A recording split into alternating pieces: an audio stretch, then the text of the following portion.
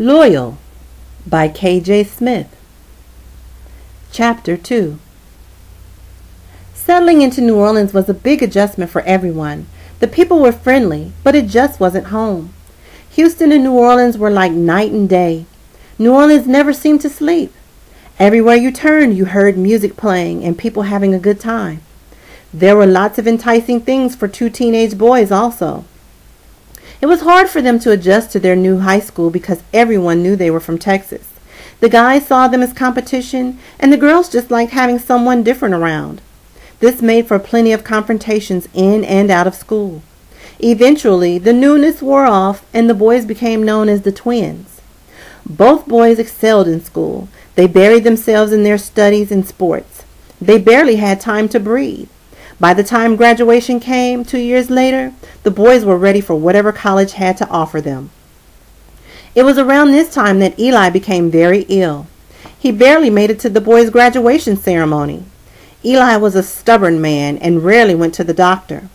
He was always having Naomi make up a batch of this or that to cure him of his ailments. Naomi begged him to go to the doctor, but he would always say, "Why should I give someone good money to tell me to take 2 aspirin and call them in the morning?" Naomi was worried, but what could she do? The last straw was when Eli got up to go into the kitchen for something to drink one evening. As he walked, his head started swimming like he was underwater. He felt a sharp pain in his head. He could hear Naomi call his name, but when he turned to face her, he fell backward and hit his head. Naomi screamed and ran over to him as Marlon dialed 911. The boys carried their fragile-looking father to the couch where he laid until the ambulance reached them. At the hospital, the doctor explained that Eli had a massive stroke and how he'd overworked his heart and body. The stress from the job and his poor diet had taken its toll on his 49-year-old body. Naomi was devastated. She'd never seen Eli look so helpless. She rarely left his side the whole 2 weeks he was in ICU. Marlon and Leon kept the house together for her while she was with Eli. There was nothing else to do but wait and pray. While their father was in a hospital, the twins began to talk about their futures. "We can't just leave Mama here with Pop the way he is, and it's almost time for school to start in the fall," Marlon said. "Don't you think I've been thinking about this too?" Leon spat, with his muscular jaw set just like his father's when he was in deep thought. "We have to go to college, but maybe we can just go around here until Pop gets better so we can help Mama out." Both of the boys planned to go back to Texas for their college education. There was no way they could leave now, not with how things were. The boys prayed that God would show them the answer. One evening the phone rang.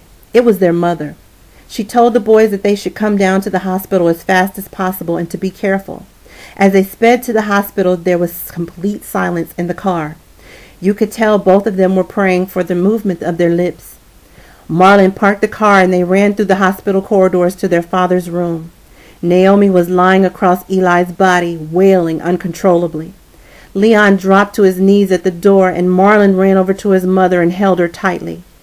Eli Johnson was dead. The doctor came in and explained that while Eli was sleeping, he suffered another stroke. This one was fatal. Naomi steadied herself on her own 2 feet. She leaned over and gently kissed Eli's forehead, cheeks, and then gently on his lips. Marlon and Leon helped their mother out of the room and down the hallway to the elevator.